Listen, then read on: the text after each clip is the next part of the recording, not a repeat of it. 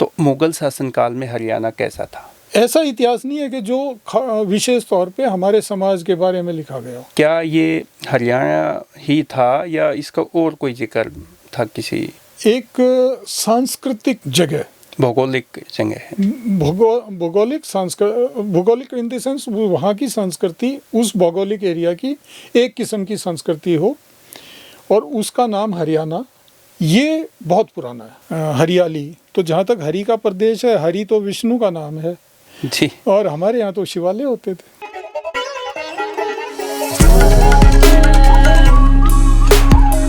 नमस्कार, मेरा नाम है ओपी वशिष्ठ।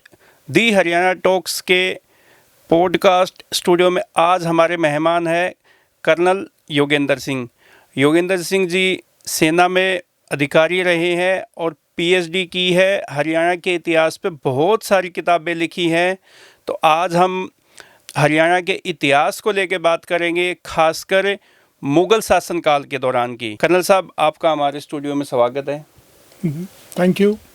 अच्छा सर, ये बताइए कि जैसे अभी आपने 18वीं शताब्दी और 19वीं शताब्दी को लेकर 2 किताबें लिखी है हरियाणा के संदर्भ में, वो क्या किताबें हैं और वो उनके लिखने के पीछे का क्या कारण आपका? मेरे इन 2 सदियों को मैंने 2-2 वॉल्यूम में कवर किया है। जी। जैसे 18वीं सदी का हरियाणा है, उसका एक वॉल्यूम ये है और एक वॉल्यूम ये है। जी। तो इसमें मैंने डिटेल में उस पूरे 100 साल को कवर किया है, और उस समय का हमारे जो समाज था, उस समय का हमारा जैसा ये एरिया था, इसका जिसको आप कह सकते हैं फिजिकल टेरेन, सोसाइटी, उसका कंपोजिशन क्या था, हमारे गांव और हरियाणा के गांव की विशेषता और उस समय की घटनाओं का हमारे ऊपर असर। और इसी तरह फिर मैंने 19वीं सदी के ऊपर भी 2 वॉल्यूम में मेरा आया है, जिसमें से एक वॉल्यूम है जो 19वीं सदी को कवर करता है और एक वॉल्यूम है जो सिर्फ 1857 में जो हरियाणा में हुआ उसको कवर। जी। तो सर, हमने भी जैसे किताबों में पढ़ा है, मुगल शासनकाल जो है 1326 से लेके 1857 तक बहुत लंबा अरसा जो है मुगल हमारे देश में उनका राज रहा, शासन रहा। अंग्रेज़ों ने मुगलों को यहाँ से खदेड़ने का काम किया। तो लेकिन हम देखते हैं मुगल शासनकाल में हरियाणा के जो वीर योद्धा हैं या हरियाणा का एक जो जिक्र है वो उतना किताबों में नहीं देखने को मिला जितना हरियाणा की आज के टाइम सेना में या किसी भी फील्ड में हरियाणा का जो जिक्र होता है, यहाँ के लोगों का योगदान होता है। देश की आज़ादी में भी यहाँ के लोगों का बड़ा योगदान रहा है। तो मुगल शासनकाल में हरियाणा कैसा था? इतिहास जो है ना, उसको लिखना एक मेहनत और महंगा काम है।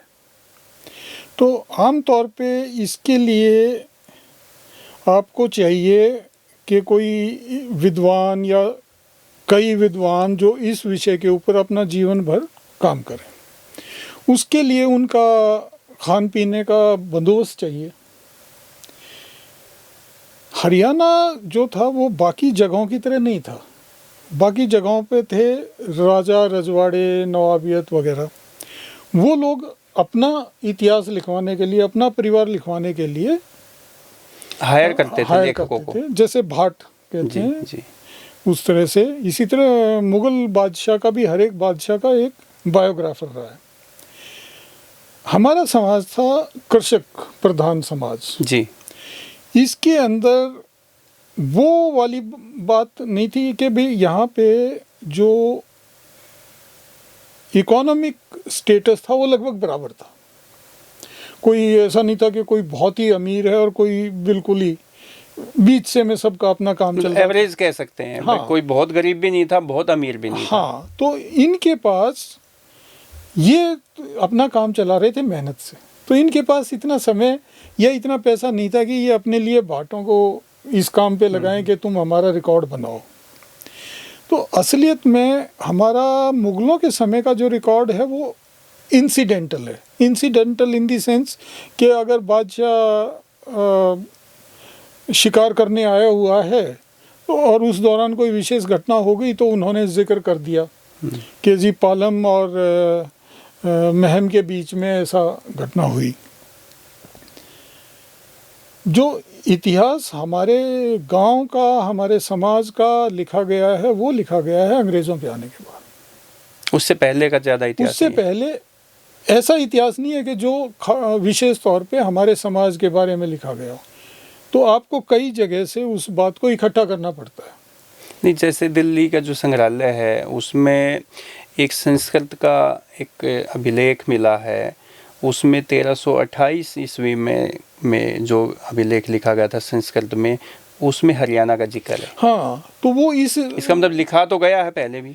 नहीं, वो अब वो इंसिडेंटल है ना, कि वो जो वहाँ पे वो जो बावड़ी बनी थी उसका निर्माण उस समय हुआ है और वो इस जगह पे स्थित है।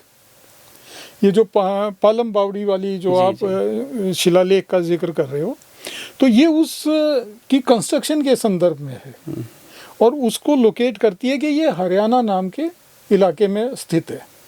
तो वो उस हिसाब से है।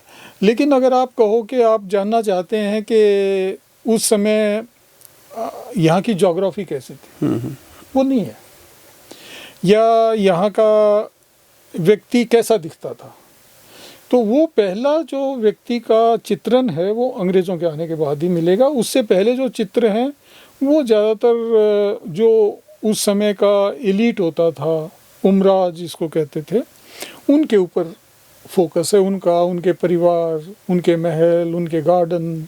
तो क्या पहले हरियाणा था मुगलों के टाइम में, या इसको, इस इलाके को हमारा जो हरियाणा है, पंजाब है, राजस्थान का कुछ एरिया है या उत्तर प्रदेश का है, क्या ये हरियाणा ही था या इसका और कोई जिक्र था किसी? हरियाणा एक सांस्कृतिक जगह, भौगोलिक जगह है।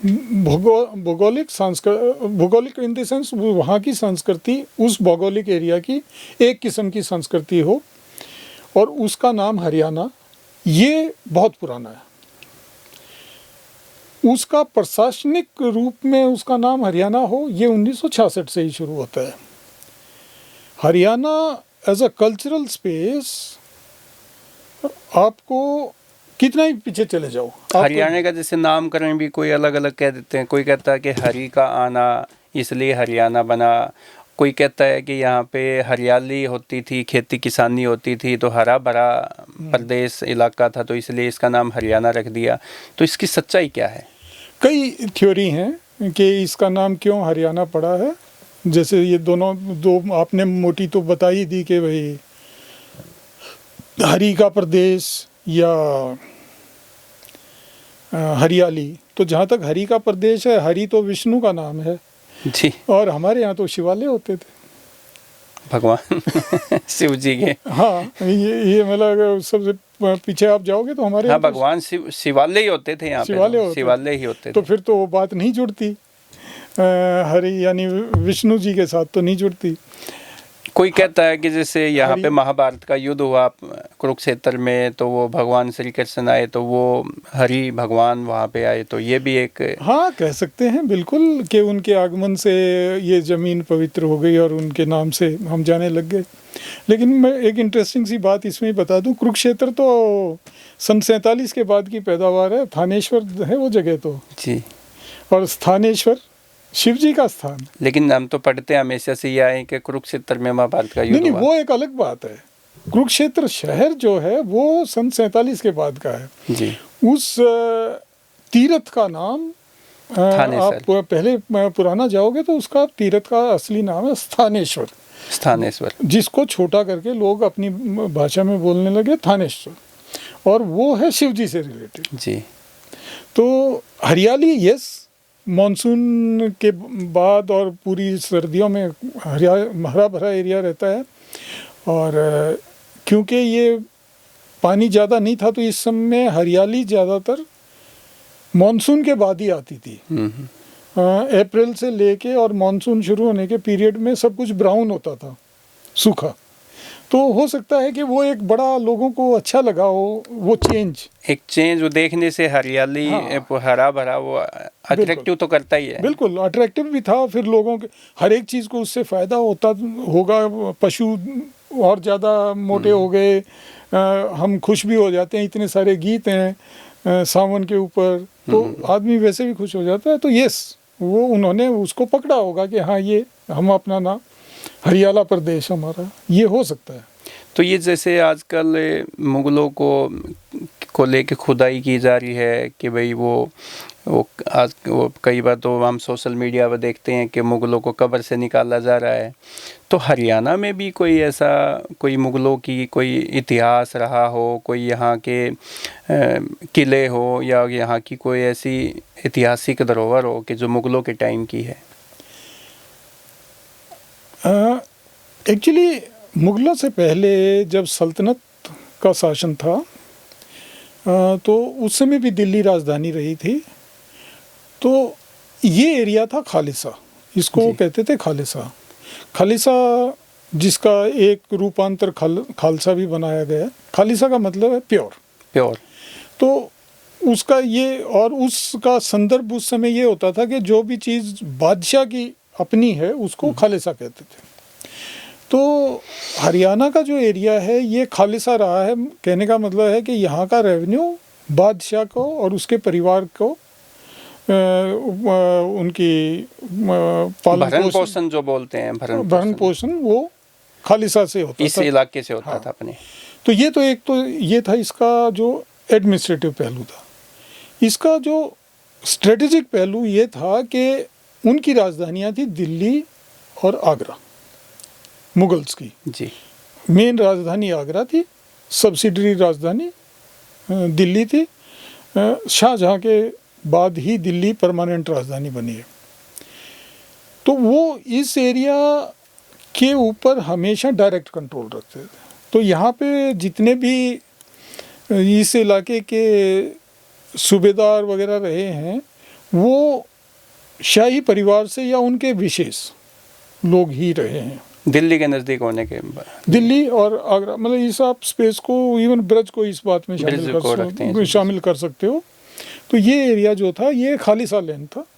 और ये तो इस इलाके में कोई ज़्यादा बड़ा नवाब या राजा आपको नहीं मिलेगा, ऐसा कोई इतिहास में भी आपको नहीं मिलेगा।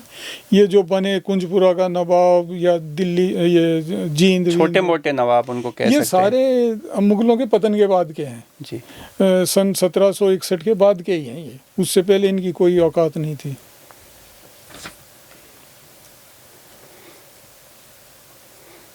तो जैसे हम ये देखते हैं कि भाई आज कहते हैं कि हरियाणा जो है वो तो सैनिकों का प्रदेश है, हर घर से, हर दूसरे घर से सैनिक निकलते हैं। है भी ये, आप तो एक सेना में कर्नल की पोस्ट पे रहे हैं, तो काफ़ी आपको उस टाइम पे यहाँ के जो वीर सैनिक थे उनका कोई योगदान हो सकता है कि वो जब किताबें लिखी गई हो, इतिहास लिखा गया हो, तो कोई अनछुए ऐसे वीर सैनिक जो है उनके वो हमारे से छूट गए हो या जानबूझ के छोड़ दिए गए हो, ऐसा कुछ? देखो ये बड़ा इंटरेस्टिंग सी बात है। क्या है कि मुगल काल में भी एक कोर ग्रुप होता था किसी भी राज्य का, चाहे वो बादशाह थे, चाहे उनके नीचे वाले वो जो भी राजा या मनसबदार होते थे, उनका एक कोर ग्रुप होता था। उसकी शक्ति का केंद्र वो होता था। उस कोर ग्रुप के ज़रूरत पड़ने पर वो उसके साइज को बढ़ाता था। तो ये कोर ग्रुप हमेशा होता था उसके अपने कबीले का, उसके अपने लोगों का। तो जैसे मुग़ल बादशाह का जो अहदी फ़ौज कहते थे, यानी जो उसकी ख़ास बादशाह की खुद की फ़ौज थी, वो ज़्यादातर ये जो टर्क मंगोल जो श्रृंखला है उससे आते थे, पर्शियन आते थे, उसमें हिंदुस्तानी नहीं था, हिंदुस्तानी मुसलमान भी नहीं था उसमें। उनके नीचे होते थे अमीर उमरा, उनके भी अपने अपने ऐसे ही गुट होते थे। उसमें जैसे अपने हिंदुस्तानी मुसलमान था, उसको बरा एक जगह है यूपी में, तो बरा के जो सैयद थे वो हिंदुस्तानी मुसलमान थे, उनकी फ़ौज ज़्यादातर हिंदुस्तानी मुसलमानों की थी। राजपूत राजाओं का लो तो उसका अपना अपना क्लैन था, कछवा वाला, जयपुर, राठौर वाला, बीकानेर और जोधपुर, इस ढंग से। हरियाणा एक विशेष एरिया था। हरियाणा कृषक प्रधान राज्य था, जैसे पहले भी आपने जिक्र किया। हाँ, तो यहाँ पे जो सिक्योरिटी की जिम्मेवारी थी वो कलेक्टिव थी। तो एक गांव एक यूनिट था जो अपनी सिक्योरिटी करता था। तो गांव के जो चुनिंदा जो तगड़े लोग थे, हाँ, वो उस गांव की सुरक्षा का जिम्मा संभालते थे। जिम्मा हर किसी का होता था, लेकिन वो फर्स्ट रिस्पॉन्डर वो थे। यानी कि भाई आपके ठौड़े का जो ठौड़ेदार है, तो हम इमीडिएटली जो जरूरत पड़ेगी, जो आज हमें गांव में कहते हो ठीकरी पहरा जो लगाते हैं, हाँ, ये उसी टाइम की बात है क्या? ये बाद में आया है? नहीं, ये पहले से ही आता है। हमारे गांव की विशेषता थी, ये तो 1857 के बाद अंग्रेजों ने वो बंद करा दिया, लेकिन वो मौखिक तौर पे आज भी आपको गांव में सुनने को मिल जाएगा कि भाई फिरनी में दरवाज़ा नहीं लगाते हैं जी। तो उसका कारण था कि फिरनी जो थी वो गांव के चारों तरफ एक तरह से सर्कुलर रोड, एक रास्ता निकाला, कच्चा रास्ता होता था। गांव के चारों तरफ का सर्कुलर रोड को आप फिरनी कहते थे जी। यानी बसासत जो थी वो उसके अंदर होती थी, उससे बाहर नहीं होती थी। तो फिरनी, उसके बाद एक खाई, उसके बाद कच्ची दीवारें, क्योंकि घर भी कच्चे होते थे जी। तो जहाँ तक कोशिश होती थी वहाँ फिरनी के बाद दीवार पीट करके घर की फिरनी की तरफ, उस खाई के बाद वो बना दी जाती थी। जो जगह खाली रह जाती थी उसमें कॉमन एफर्ट से दीवार खड़ी कर दी जाती थी। एक तरह से पूरे गांव के चारों तरफ कच्ची दीवार खड़ी कर दी।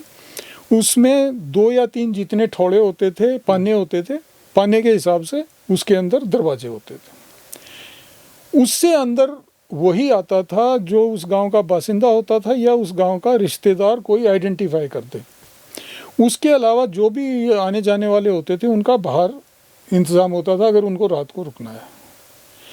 इन दरवाज़ों पे, और ना सिर्फ इन दरवाज़ों पे, फसल कटाई के टाइम पे या जब आप जानवर को चराने ले गए तो वहाँ पे भी ठीकरी पहरा लगता था, क्योंकि अफरा तफरी बहुत ज़्यादा थी और ख़ास तौर पे पशुधन होता था, तो पशुओं को हाक ले जाना तो पशु चोरी कह सकते हैं, बहुत प्रेवलेंट थी। तो ये जो था ये हमारे हर एक गांव का ही ये हाल था, लेकिन क्योंकि कलेक्टिव रिस्पॉन्सिबिलिटी थी इसलिए कोई एक व्यक्ति का आप नाम नहीं ले सकते। तो सभी हीरो थे, सभी वक्त आने पे अपना काम करते थे। नहीं, जैसे औरंगजेब के टाइम में या बाबर के टाइम में कहते हैं कि वो बहुत ज़्यादा तानाशाह होते थे, वो ऐसे शासक थे। तो कोई आपकी कोई ऐसे कोई सैनिक की या कोई वीर योद्धा की कहानी आपने कभी किताबों में पढ़ी हो या आपने कभी किताबें लिखते हुए कोई ऐसा जिक्र किया हो? देखिए, जहाँ तक अपना सवाल है, एक तो अपना इधर का अगर आप एरिया लें, जटियाट का एरिया, जटियाट तो कहते हैं इसको, पलवल होडल से शुरू होकर मेव इलाका जो मेवात वाला, मेव वाला इलाका है ड्राई एरिया, ये जो पहाड़ियों वाला एरिया है, जो अरावली की पहाड़ियाँ जो, हाँ, उससे जब आप उधर को उतर जाते हो ईस्ट में, और यमुना के 20 किलोमीटर के अंदर अंदर के एरिया को पहले खादर है और उसके बाद जो ऊपर वाला एरिया है वो बांगरसाई है। जैसे यहाँ की जमीन है ऐसी है, कुछ उगाई होती नहीं वहाँ पे फसल। हाँ, तो कुछ तो नहीं होती, वो सरसब्जी इलाका है वो। मेवात जो था, मेवात में नहीं, मेवात जो था वो इतना सरसब्ज नहीं था, वो सरसब्ज था। तो उसमें वहाँ पे क्योंकि जाट बहुतायत थे उसको जटियाट भी कहते हैं जी। जो आप कहो उसका एक्सपेंशन था, फरीदाबाद से निकलने के बाद वो शुरू हो जाता था, होडल, पलवल, मथुरा तक, कामा, मथुरा तक जाता, मथुरा तक कह सकते हैं। हाँ, तो इस एरिया में गोकुला का विद्रोह 1669 में जी, काफ़ी फेमस विद्रोह है वो। बड़ी बहादुरी से ये लोग लड़े थे, लेकिन आखिर में संख्या बल के औरंगजेब के पास था, उसने हरा दिए थे। और उसके बाद कुछ साल के बाद फिर सतनामियों का विद्रोह हुआ।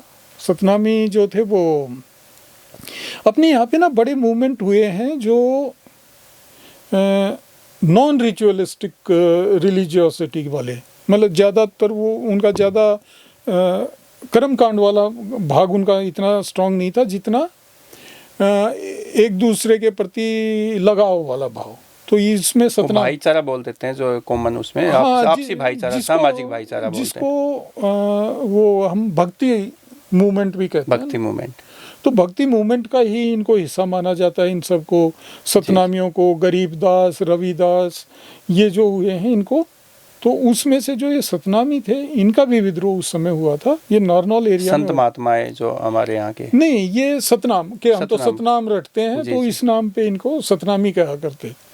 जैसे जो नानक का नाम रटा करते उसको नानक पंथी कह दिया करते, जो रविदास जी को गुरु मानते थे उनको रविदासिया कह देते थे। तो इस ढंग से कबीर पंथी, कबीर पंथी बोलते हैं जैसे। तो इस ढंग से इनको सतनामी कहते थे।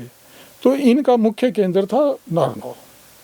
तो इन्होंने विद्रोह किया था, और वो विद्रोह एक बार तो इतना कामयाब हो गया था कि दिल्ली में अफरा तफरी मच गई थी, और कुछ ऐसा हालत हो गए थे कि दिल्ली में उस समय औरंगजेब खुद हाजिर था, लेकिन उसकी ज़्यादातर सेना बाहर थी।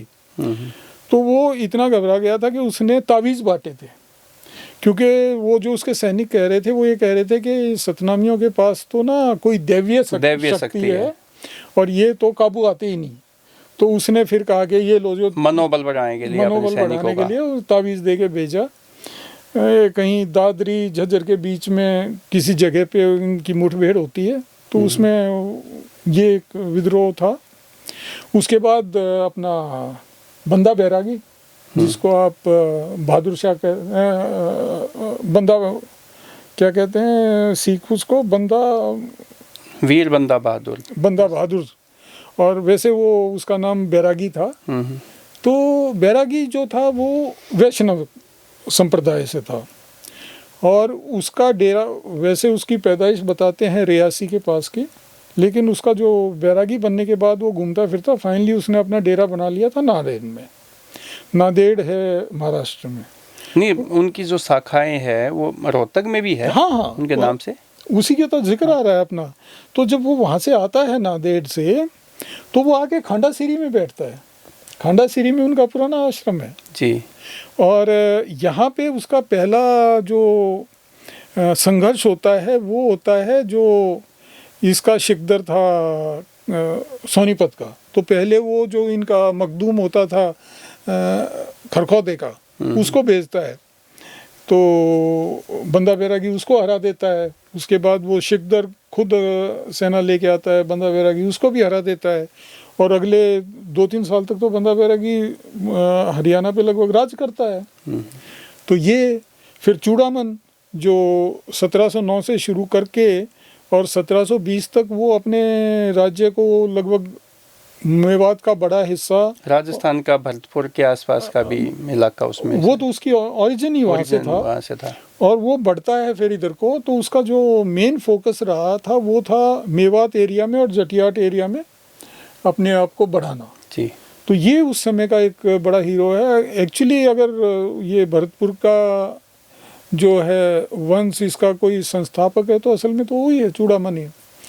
तो ये बंदा बैरागी थे, चूड़ामन थे, सतनामी थे, गोकुला था, तो ये सब उसी समय के हीरो हैं।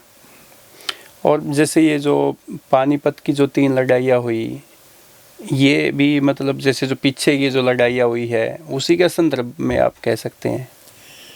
इसी ये लड़ाइयाँ तो खैर साम्राज्यों के लिए हुई थी भाई, जैसे पहले वाली इब्राहिम उसके क्या कहते हैं बाबर के साथ, तो दूसरे वाली अकबर के साथ, तीसरे वाली मराठाओं और अब्दाली के साथ। लेकिन मैं जब इन लड़ाइयों को स्टडी करता हूँ तो मैं इनको एक हरियाणवी की नज़र से स्टडी करता हूँ। जैसे इस 18वीं सदी वाली किताब में मैंने 30वां जो पानीपत का युद्ध है उसको स्टडी किया है काफ़ी इन डेप्थ। अब आप देखिए, लड़ाई 2 सेनाओं के बीच में तो हो रही थी, उनका अपना एम था दिल्ली पे कब्जा। आम हरियाणवी के साथ क्या हो रहा था? नहीं, जो पानीपत की जो लड़ाइयों का जिक्र है उसमें हम सुनते हैं लोगों से, किताबों में भी थोड़ा बहुत हमने पढ़ा है कि मराठों का जो साथ है वो हमारे ही यहाँ के लोगों ने दिया है। और सांगी गांव जो है यहाँ जिले का रोहतक का, जहाँ भूपेंद्र सिंह हुड्डा जिस गांव के हैं, वहाँ तो एक है महाराष्ट्र का वो है भाऊ करके है, उनकी समाधि बनी हुई है। देखो भाई, मैं अब आपको सच्ची और स्पष्ट बात बताता हूँ। सच्ची क्यों है? क्योंकि उस समय के जो लेख हैं खुद मराठों के लिखे हुए या दूसरी तरफ जैसे अवध का नवाब जो अब्दाली के साथ था जी। उसका लिखा हुआ, काशीराज नाम का एक लेख इतिहासकार है अवध के नवाब की तरफ से, उसका लेख, और खुद अब्दाली के लेख, और उसके बाद जो रिकॉर्ड हुआ है जो अंग्रेज़ों ने आने के बाद उन्होंने लोगों से पूछ के रिकॉर्ड किया। उसका सार ये है, ये लड़ाई लड़ने से पहले ये दोनों सेनाएं इस एरिया में लगभग 1 साल घूमी हैं। ये लड़ाई कोई यूं नहीं हुई थी कि वो सर्च आउट किया इस नहीं जगह नहीं को। वो आए हुए थे और वो दोनों अपने आप को पोजीशन कर रहे थे एडवांटेजेस पोजीशन में जी। एक दूसरे के मुकाबले में। ये एरिया उस समय इसकी जो इकोनॉमी थी उसके 2 अंग थे, एक था कृषि और एक था पशुपालन।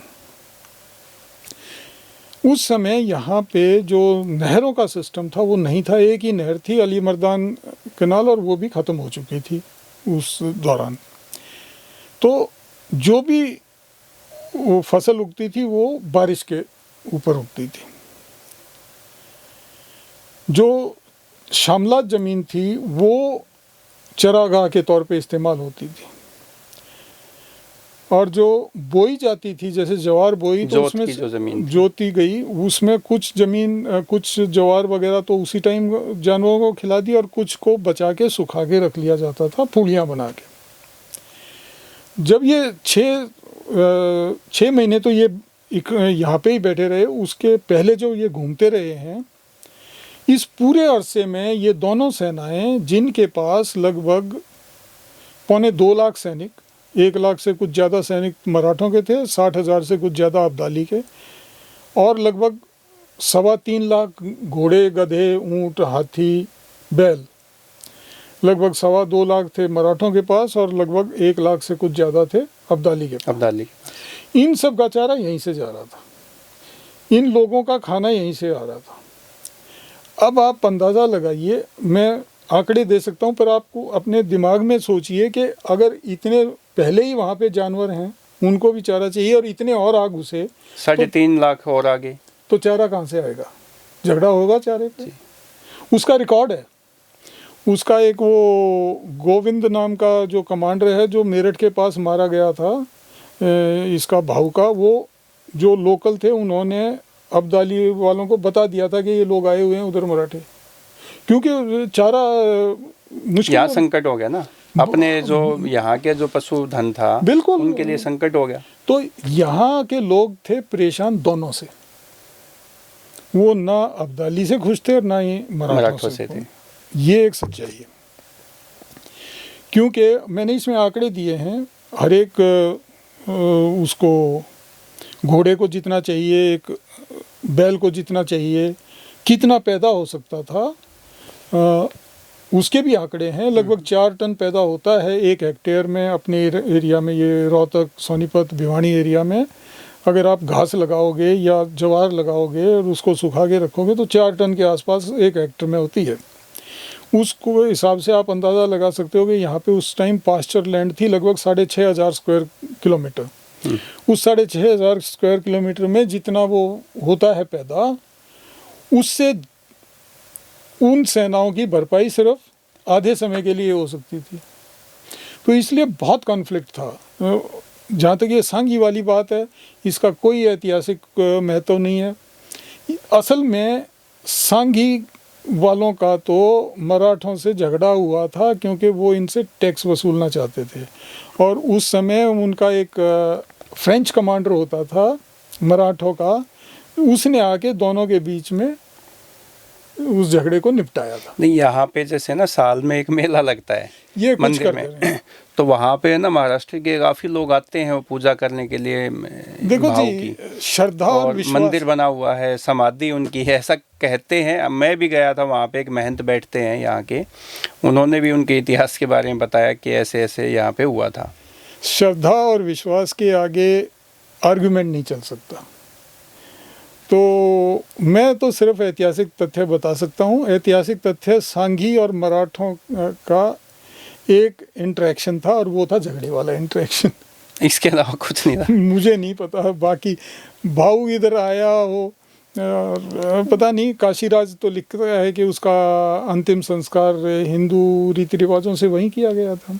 वो कहते हैं कि भाई वो पानीपत में लड़ते लड़ते वो उनसे बचते बचते यहाँ तक पहुँच गया था, फिर यहाँ के लोगों ने उनको शरण दी, ज़मीन दी और उनको रहने के लिए यहाँ पे उनको ठहराया गया। पहली जगह जहाँ पे उनको शरण मिली वो था भरतपुर स्टेट। सूरजमल ने ये डिसीजन ले लिया था कि भाई मैं इनके, जब ये वापस जा रहे हैं तो मैं इनको देखभाल करूँगा। तो ज़्यादातर जो ये मराठे थे ये इन्होंने कोशिश की, जो बच गए थे, भरतपुर में पहुँचने की।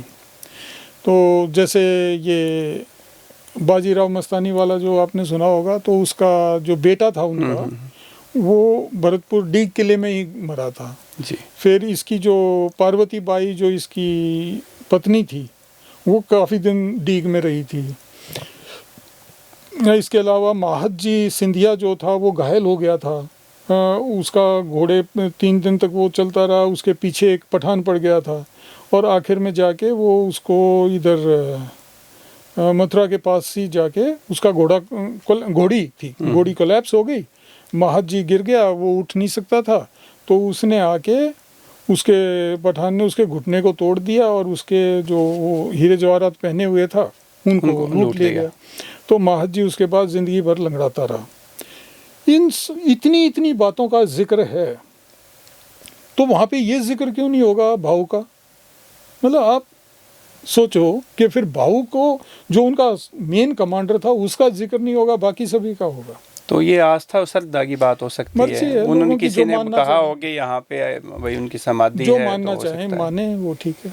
अच्छा, मोहम्मद गौरी बताते हैं कि मोहम्मद गौरी ने यहाँ पे सबसे पहले हरियाणा पे विजय हासिल की थी। इसका कहीं इतिहास में कोई जिक्र है सर?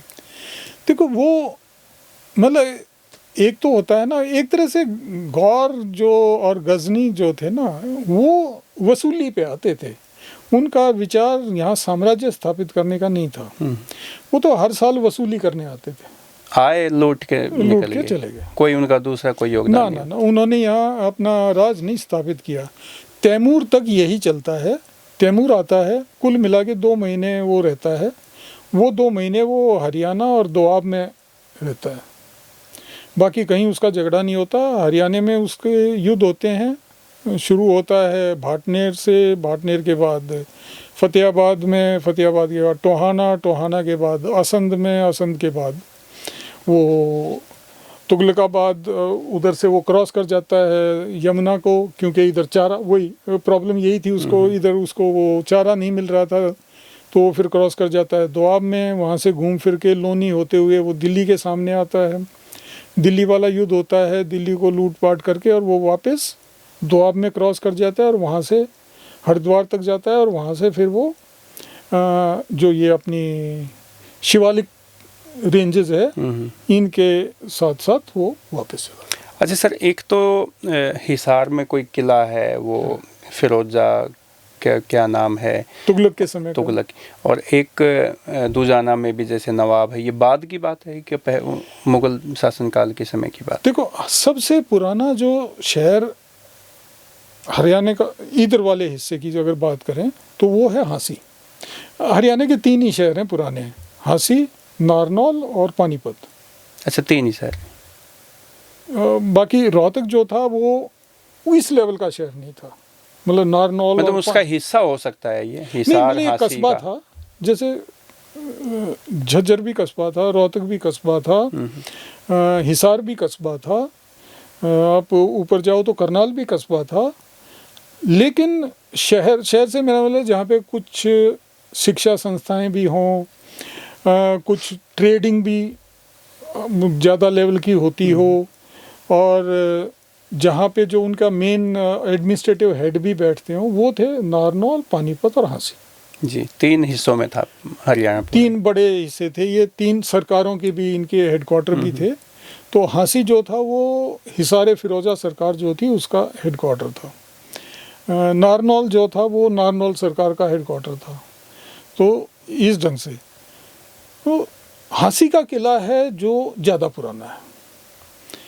फिर जब तुगलक आता है तो वो शुरू में अपने आप को इस्टेब्लिश करता है हिसार, वहाँ पे वो किला बनवाता है। उस किले से वो कुछ दिन शासन करता है, लेकिन उसके पास प्रॉब्लम आती है कि वहाँ पानी नहीं है। फिर ये भी है कि धीरे धीरे उसका कब्जा दिल्ली तक पहुँच जाता है, तो दिल्ली उसके लिए बेटर ऑप्शन है, तो वो फिर दिल्ली शिफ्ट कर जाते हैं। दिल्ली राजधानी रही है हमेशा से। हाँ, फिर वो दिल्ली शिफ्ट कर जाते हैं। तो ये है। अच्छा सर, जैसे हरियाणा की जो खासकर जो जाट जो समाज है और पाकिस्तान में जो मुस्लिम लोग हैं, उनके जो एक गोत्र है ये भी मिले जुले हैं। तो ये आप ये भाई जैसे ये पूरा मुग़लों के टाइम का ही सब चीज़ें हरियाणा था, तो ये गोत्रों का क्या सिमिलरिटी है, ये कैसे? सिमिलरिटी का मतलब है इनका ओरिजिन सेम रहा होगा,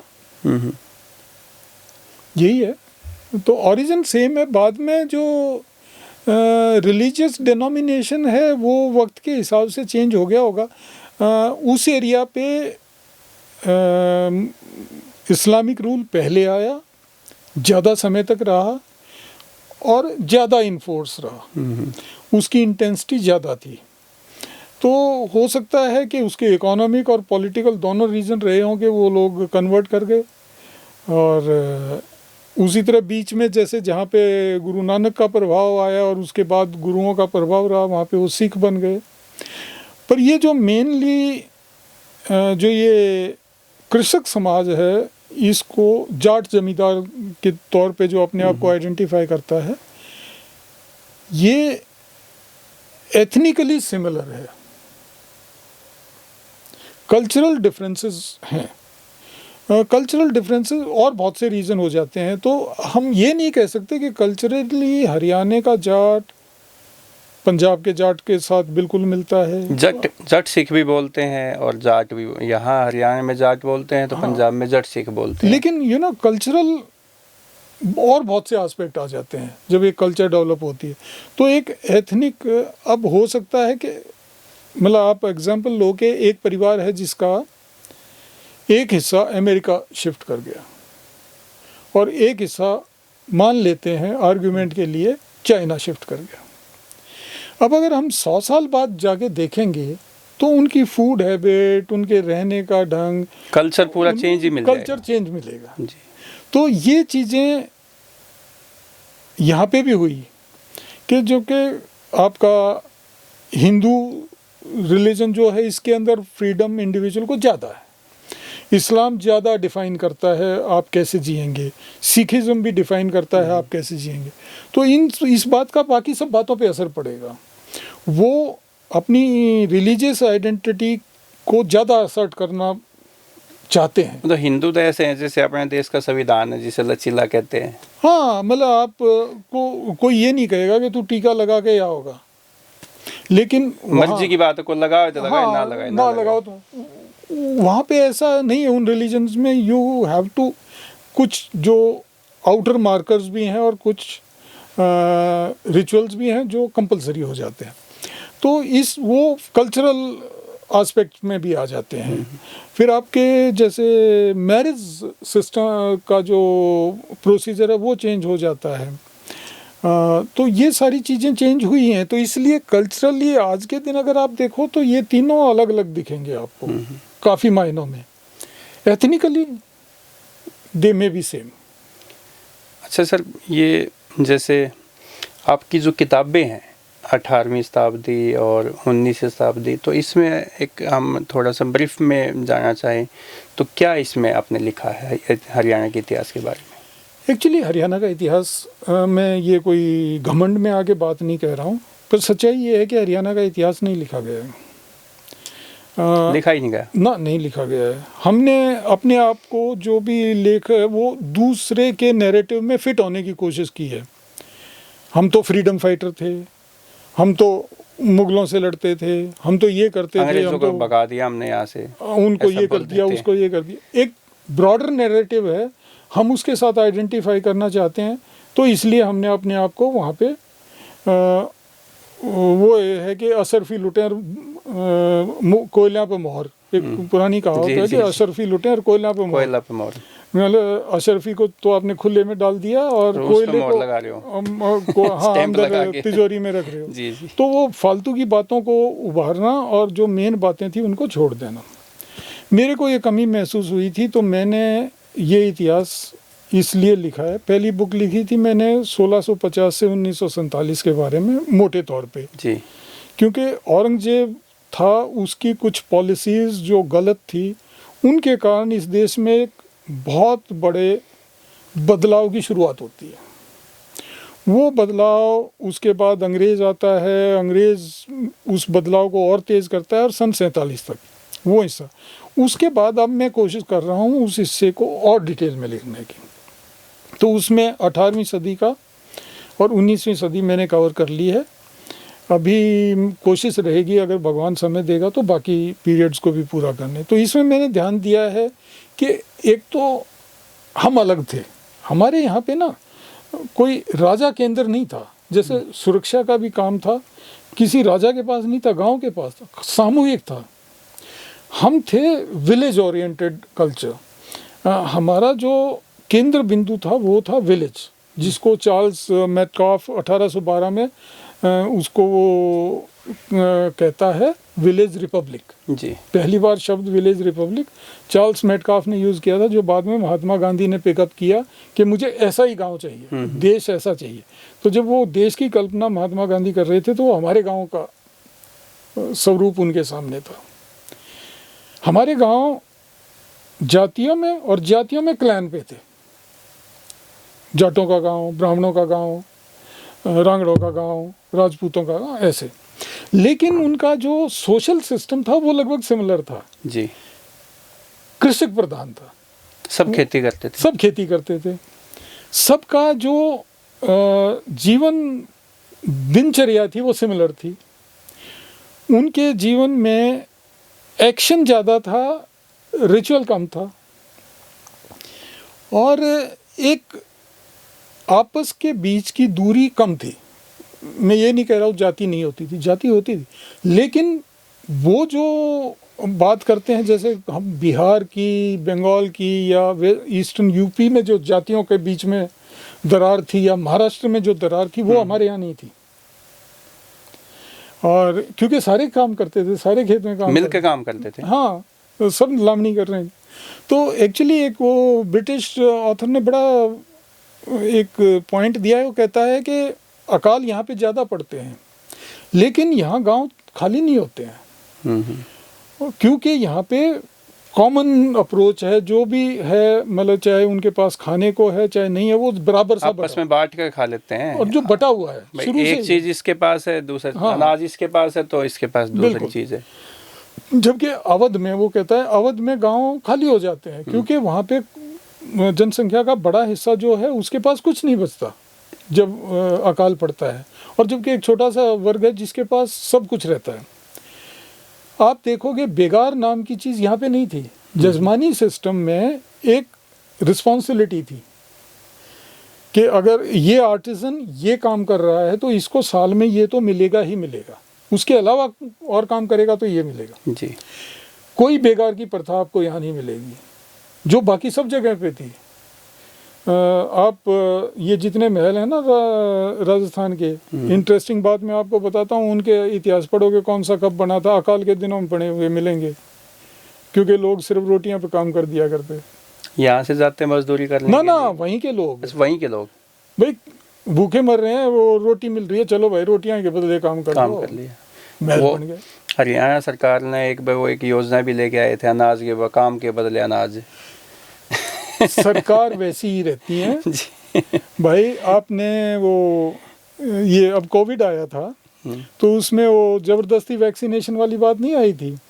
जब महामारियां आती थी, अंग्रेज जबरदस्ती वैक्सीनेशन करता था, तो हम उस बात को आज यूं गाली देते हैं अंग्रेज को, वो जबरदस्ती करता था। जबरदस्ती करते। कोविड के टाइम में सरकार नहीं कर रही थी। ये कुछ बातें हर एक स्टेट करता है, ये करनी ही पड़ती हैं। तो ये जो इतिहास के न्यूआंसेस हैं ना, जो थोड़ा सा उसको समझने की ज़रूरत होती है सही संदर्भ में, उसका संदर्भ देखना बहुत जरूरी।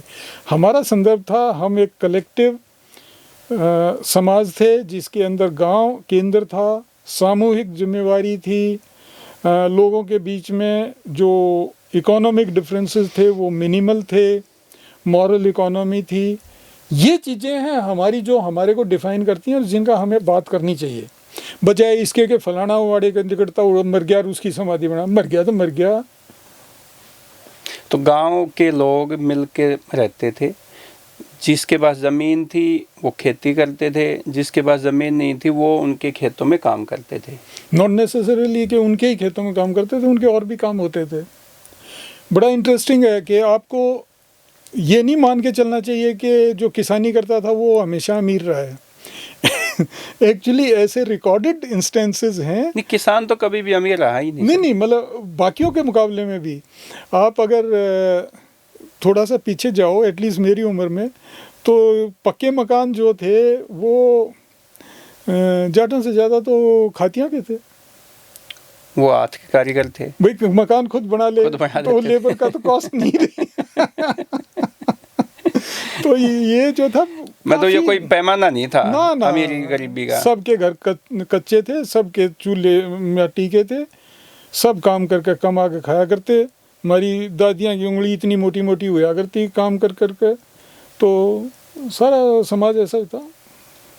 तो मुग़लों के टाइम से लेके और आज वर्तमान समय तक आपने लगभग हरियाणा को सारे को कवर कर ही दिया।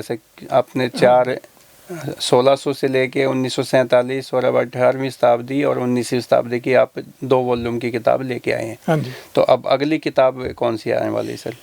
मैंने शुरू किया था अभी अपनी वो बुक बनाना कि एक आर्ट बुक। मैं वही तो कह रहा हूँ ना कि हमारा इतिहास नहीं लिखा गया। हमारे जो समाज को दुनिया के उस समय के सबसे बेस्ट आर्टिस्ट ने हमारे समाज का चित्रण किया, उस चित्रण को हम अडॉप्ट नहीं कर रहे। तो मैं सोच रहा था कि उसकी एक बुक निकालूं जी। तो मेरी तैयार है लगभग, और बस उसका जो है एक टेक्निकल इंस्पेक्शन मेरे को कराना, रिव्यू कराना है। एक वो हैं जिनको मैं जानता हूँ, बहुत अच्छे आर्टिस्ट हैं, उनको दिखानी है वो किताब एक बार, ताकि उसकी सनद बन जाए। तो सर हम उम्मीद करते हैं वो किताब भी जल्दी आए और हमें वो पढ़ने को भी मिले। बिल्कुल। और आपने आज हमारे मुग़लों से लेके और आज तक के हरियाणा का बहुत ही सुंदर तरीके से विवरण किया। और मुग़लों के समय में हमारे यहाँ के जो वीर योद्धा थे उनसे लेके उनके रहन सहन, खान पान, सब चीज़ों के बारे में आपने डिटेल में बातचीत की। आपका बहुत बहुत धन्यवाद सर। Thank you.